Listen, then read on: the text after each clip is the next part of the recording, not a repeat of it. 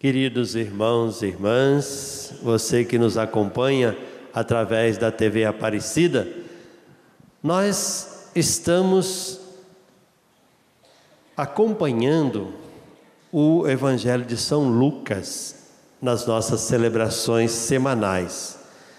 E Lucas, ele tem algumas particularidades muito interessantes, e uma delas é a maneira como ele fala da misericórdia de Deus, da bondade, da ternura, do amor de Deus. E há pelo menos 3 histórias no Evangelho de São Lucas que narra essa bondade, essa misericórdia, essa ternura. 2 delas nós acabamos de ouvir agora, nesse Evangelho. E a terceira é ainda mais conhecida, aquela do filho pródigo, que todos nós conhecemos. Por que Lucas nos coloca essas 3 histórias? Bem, porque ele quer nos mostrar o quanto Deus aposta no ser humano. E essa aposta de Deus não é uma coisa passageira. Deus aposta no ser humano o tempo todo. Para Deus ninguém está perdido, em nenhum momento da vida. Por mais complicada que seja a situação, Deus sempre encontra uma maneira de salvar a pessoa. Mas vamos às 2 historinhas de hoje. A primeira, Jesus está numa casa tomando refeição. E ali ele vê as pessoas querendo ocupar o primeiro lugar, as pessoas se desfazendo das outras. E aí então ele diz para o dono da casa: olha, quando você der uma festa na sua casa, não convida quem vai te convidar não, viu? Convida aqueles que não vão te convidar, os pobres, os aleijados, porque eles não têm dinheiro para dar uma festa para você. E se você fizer isso, você vai estar ganhando o céu. Muito bem. Depois Jesus sai da casa, então acontece isso. A multidão se aproxima de Jesus. E aí, nessa multidão, quem está lá? Os publicanos, os pecadores. E Jesus acolhe essa gente. Mas esse gesto bonito de Jesus, esse gesto carinhoso, afetuoso de Jesus, causa estranheza para aqueles que eram os zeladores da religião no tempo. Quem eram esses senhores? Os fariseus e os doutores da lei. Homens que entendiam muito de religião, faziam questão de cumprir todas as determinações, todos os preceitos religiosos. Mas eles estranham o gesto de Jesus. E a expressão é muito bonita, olha. Este homem acolhe os pecadores e faz refeição com eles. Jesus ia na casa dos pobres. Jesus tocava nos leprosos. Jesus conversava com as prostitutas, com a samaritana, com o Zaqueu. E isso causa estranheza. Onde já se viu? Então Jesus conta a primeira história de alguém que tinha um rebanho grande, 100 ovelhas, e uma se extravia. Ele deixa as 99 lá no curral e vai atrás daquela que se extraviou. Para quem gosta de número, não é um bom negócio ir atrás da que perdeu. Porque enquanto ele vai atrás da que se perdeu, e as outras? Mas Deus não faz essa conta. Para Deus o que conta é que tem uma perdida.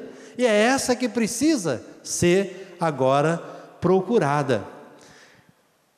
Essa história me lembra uma outra história acontecida comigo há anos atrás, de uma mãe que tinha vários filhos. E um deles, por se envolver no mundo do crime, acabou preso. Todo domingo essa senhora fazia a sua matulinha e ia lá visitar o filho. Isso foi anos e anos e anos e mais anos.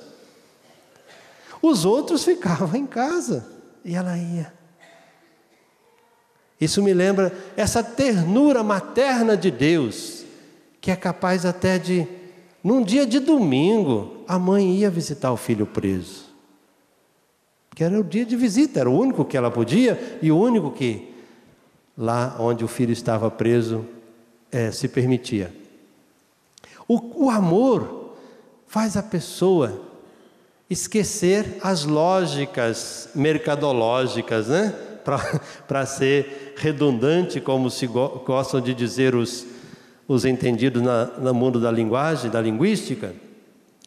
A lógica de Deus é diferente da nossa lógica.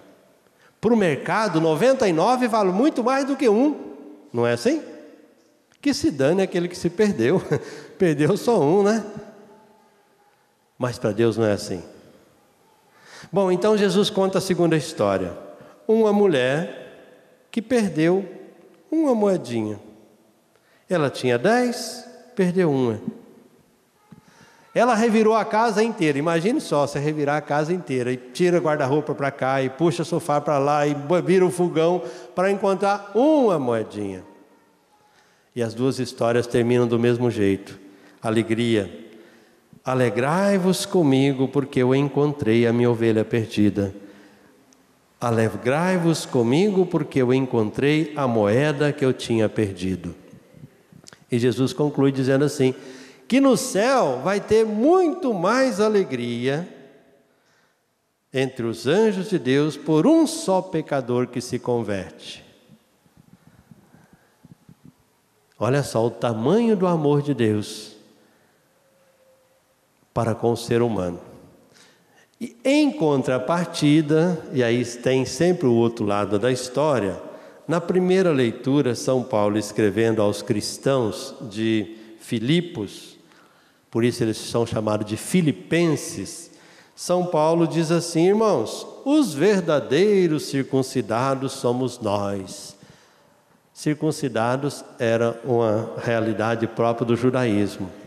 Mas o que nos interessa nessa história que São Paulo conta hoje, é que ele diz assim, olha, se algum pensa que pode confiar na carne, eu mais ainda. O que é confiar na carne? É aquela coisa de você dizer, olha, eu sou de uma família católica, eu fui batizado, fiz primeira comunhão, eu sou ministro da Eucaristia, eu leio na missa, eu pago meu dízimo, eu tenho um irmão padre, eu sou mãe de padre, blá, blá. É isso, sabe? Isso é se orgulhar na carne, né? Então São Paulo faz a listinha dele, né? Fui circuncidado no 8º dia, portanto, sou judeu verdadeiro. Sou da raça de Israel, não mexa comigo não, que olha com quem você está falando, né? Da tribo de Benjamim, olha só. Hebreu, filho de hebreus.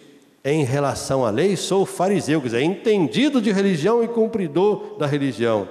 E pelo zelo sou perseguidor da igreja de Deus. Então, São Paulo tinha tudo para dizer assim, olha, tem ninguém acima de mim, né? A não ser o meu chapéu.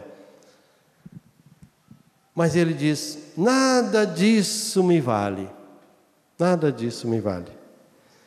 Às vezes, gente, nós podemos usar a religião para engrandecimento. São Paulo chamando nossa atenção. Cuidado, hein?